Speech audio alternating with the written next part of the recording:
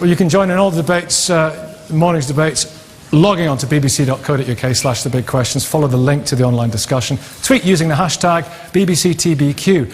And tell us what you think about our last big question: does social media reveal men's hatred for women?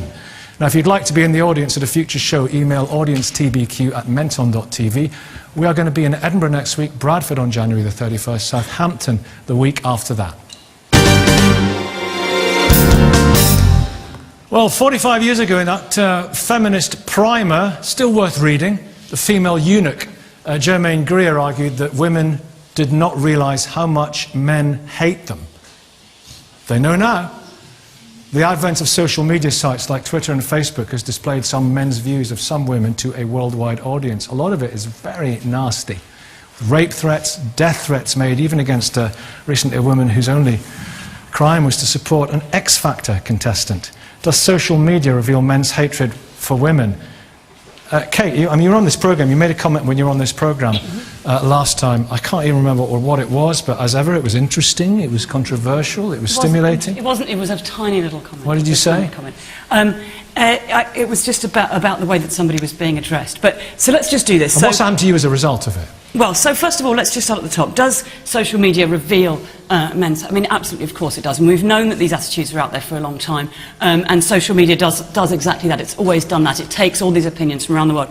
But it actually does a lot more than that as well. The other thing that it does is it allows people to access you when you should be safe in your home. You know, suddenly, once upon a time, if there were 100 people gathered outside your house shouting something at you, you would have called the police and it would have been dealt with. But these days, because of social media, people from all over the world, people you would otherwise probably not go anywhere near, are able to get to you, as it were. So what was it like for you when you... So what happened for me was that I was on this show about a year ago, and we were in a debate about gender equality with Milo, and what happened was that afterwards, I received, in 48 hours, I received 165 pages of Twitter abuse, including about 20 rape and death threats, including unpleasant comments about my appearance, lots and lots of those. Because of what you said to Milo over here? Well, not because, I mean, many of them were from Milo, and many of them were egged on by him, many of them were encouraged by him, many people were retweeting him, you know, my head photoshopped onto unattractive bodies, this kind of thing, pictures of me manipulated to look horrible or whatever. And the fact is that I'm not the first or the last person to have been on the receiving end of this kind of onslaught. And these are not people questioning what I'd said. From Milo and from a group of people that he supports and encourages. And, you know, if I was in that situation and supporters of mine were to do this kind of thing, I would, of course, turn around and say, hey, this is not cool, this is not okay. But instead of which, you know, egged on by a community of deep-rooted misogynists, this is the world that we now live in. And it's not just me, lots and lots of women have been affected by this, including teenagers, including women from all around the world. Okay, Milo. It's about time we addressed it. What have you turned into? What have you turned into? I used to be such a nice young man. Well, you did. You're a kind of Führer of the furious now. How can you You're a major general of misogyny. It's hard to believe, isn't it, that this... well, why have your army reacted like that? You can't support those comments. No, of course not. But here's the thing. I understand why Kate doesn't understand how fame works, but I do. And the thing is, you know, I'm not particularly interested in a professional provocateur who goes out and says deliberately outrageous things, like I do, turning around and then playing the victim when she doesn't like ridicule or criticism afterwards. I don't say anything outrageous. Ridicule, let me finish. I'll let you finish. Rights. I'll let you finish, so stop. You know, no. After she lost the debate, as feminists very often do these days, because they've got facts on their side, you know, she turned around and she did what feminists always do, which is confect a sob story. Now, Kate is, like me, a professional provocateur, but only one of us plays the victim afterwards. Now, it's interesting, you know, if we get back to the question, it's interesting that, you know, that it's even being framed like this at all, because what the research shows, the Pew Global data from 2014 shows, is that actually it's men who get more abuse online than women. It is men who get more death threats, it's men who get more violent threats. The only thing that women beat men at, and this is Pew Global data, is the gold standard of research. The only thing that women beat men in is cyber stalking. And guess what? A lot of the people doing the stalking are other women. What social media shows isn't that men hate women. It's that women hate everyone. Okay. And that women are the primary... Wait. Let me just finish this. Let me finish this point. I promise That's I'll be quick. outrageous thing to say. I promise I'm going to qualify. I'm going to explain what I mean by that, right? It's amazing not how only much are airtime you're men... getting Not when you're only... saying all these I'm going to get to you, Connie. Okay, explain that to my 4 daughters, what you just said. Not only... Take the camera off it. Not only... This is... Not only... Free speech. Not only... Speech doesn't mean that it's not outrageous. Well, we'll talk about your free speech about Tim Hunt in a minute. Not only are men the primary victims... This is the man who Not only are men the primary victims this is the man but who women are the primary perpetrators. Wait, let him finish. Now, it's interesting, isn't it? Why should we let him finish? How much time are you giving him? Okay. How much time are you giving him? Connie. This is the man who went on Twitter recently and said he wanted somebody assassinated. No, I didn't. Okay. You're a liar. Yeah. You lied about Tim Hunt. You lied about Tim Hunt, and now you're lying about me. He said he wanted Please, Milo, let Connie. Listen, you are a fraud and you are a liar. If I were to leave you all, if I were to walk out of the studio now and leave you all to it, mayhem would ensue. Nicky, if you were to walk out of the studio, I would come with you. Because I don't believe you should be giving airtime to someone who's a serial Connie, you are Wait a minute. I want silence. I want silence. I want us all to enjoy just a little 10-second window of silence, and then we can all calm down. No talking for 10 seconds.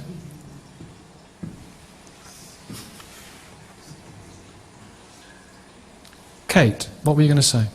What I was going to say is that, I don't want this to be a debate about one individual. I think it's a shame that people give airtime to somebody, whose views and whose completely horrific statements have been so widely seen, and we should be no better. It's good to challenge them, isn't it? The point is that there is a huge weight of, and young women especially who go out and speak up online are facing a huge backlash, and I think it's very frightening. I'm often asked to do things like go into schools, and teachers always want me to go in and encourage young women to speak up and express themselves, and I'm forced to say I don't actually think that young women are stupid. I don't think that when they don't express themselves it's because they're all bashful and nervous and they don't know what to say. I think that they know what social media is really like. I think the facts are pretty plain to see. View of women. And I think that that if we want young people to speak out and to feel comfortable expressing themselves, then what we need to do is make the internet a place where they can do so. That means bringing in sensible laws and training the police to deal with these kind of things.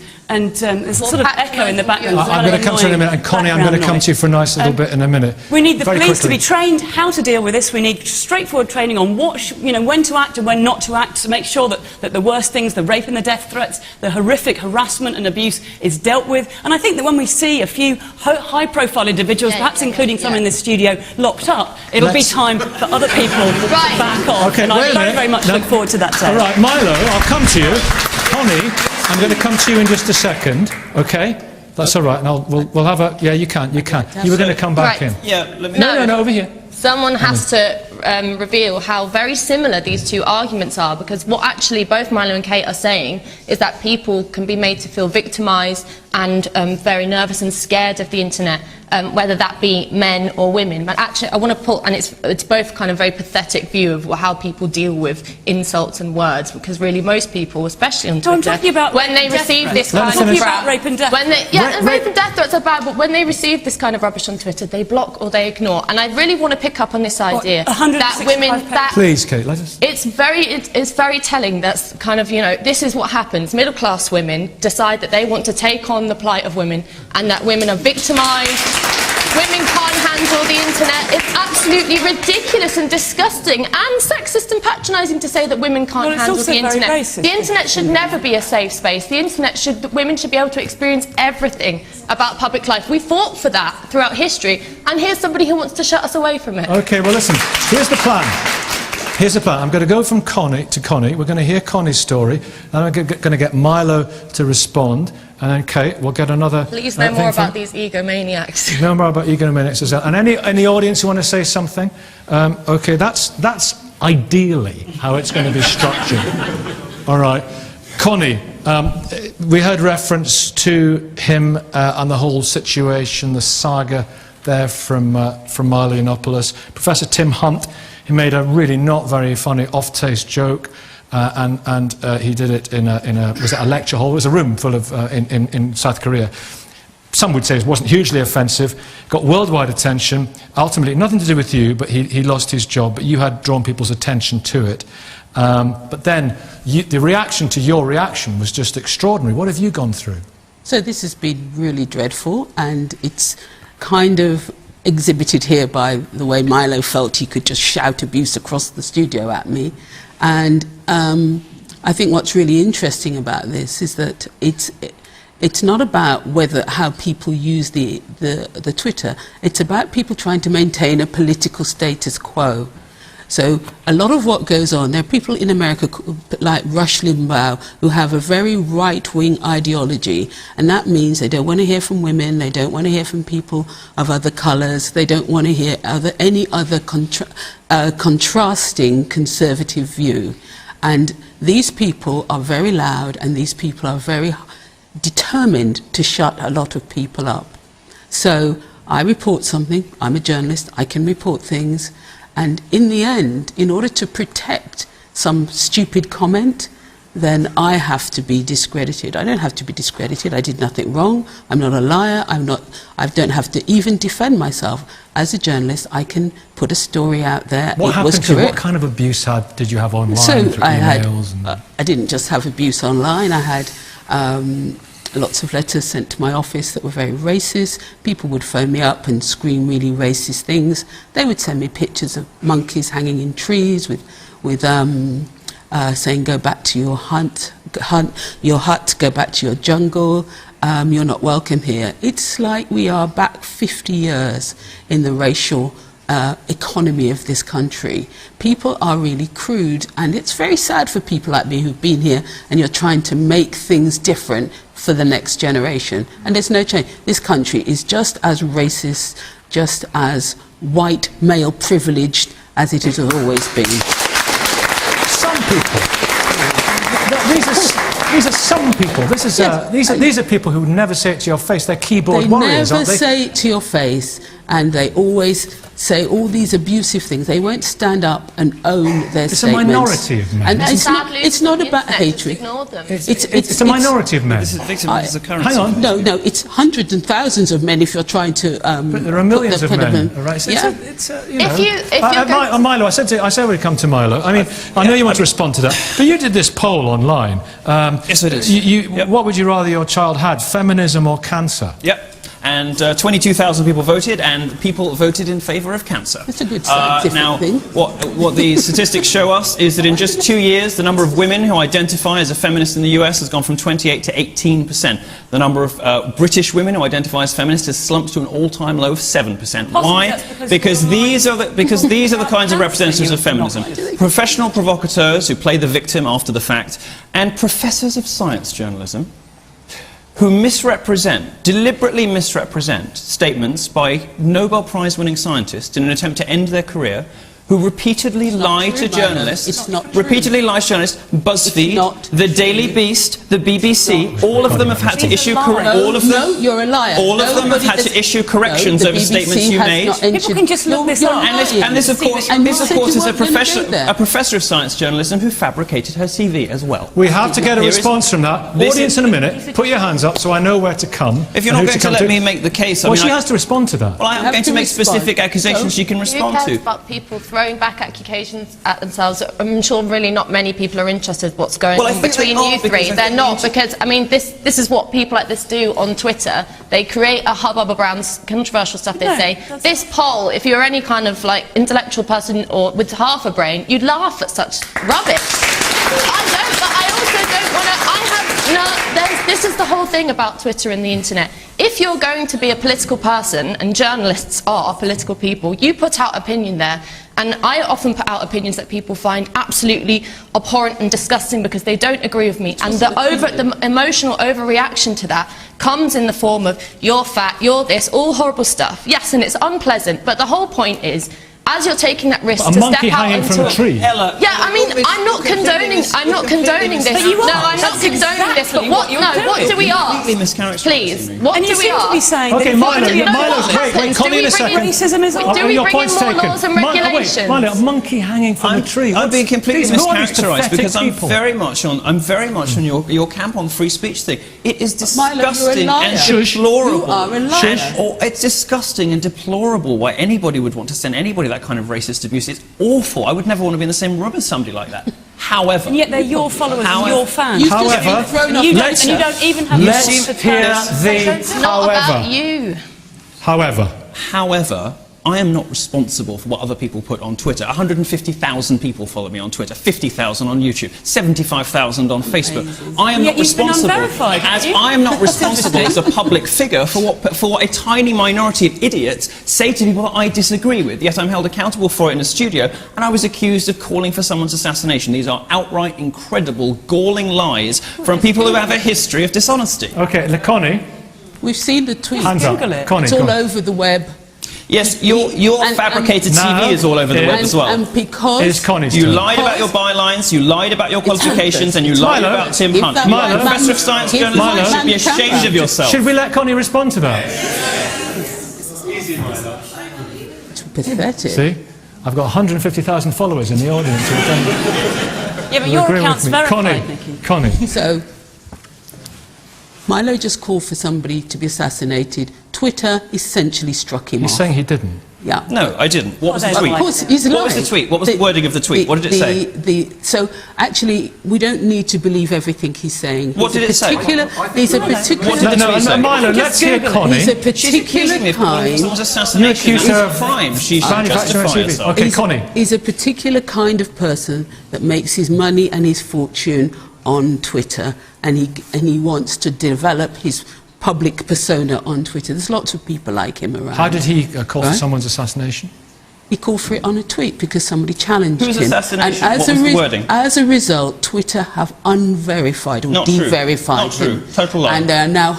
You you wrote haven't got about it the- yourself, Not true. Milo. Not It's true. nonsense.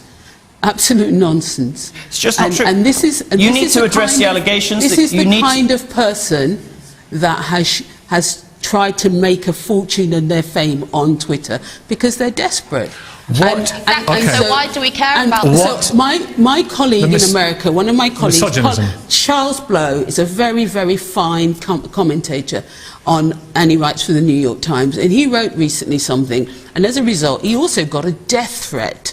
And he said to Twitter, "Isn't it time you take some of these people off Twitter?" And Twitter said, "Just contact the police if somebody shoots you." This person threatened to shoot him on Twitter. And people like Milo are those kind of people, and they need to be taken off, and they need to be taken off by quick Twitter. audience, quick audience, quick audience, quick audience. So, gentlemen, stripe your shirt. Please make it quick comments. We're coming to the end. Quick Yeah, comments. I think ladies over here who suffered this abuse and all other women and men, and just Go for to a people to white say man things again. like, oh, just block them, just delete them, just ignore it. It's terrible. Like, they've been abused. They need to be held And behind. accountable for that. That shirt, Words. They're that shirt. just words. Back there. They're just words. Go on. Yeah, I'm just going to say, I mean, social media it really is just a petri dish of the entirety of society, really. But I have to say that a vacuous person like this is not representative of men on social media.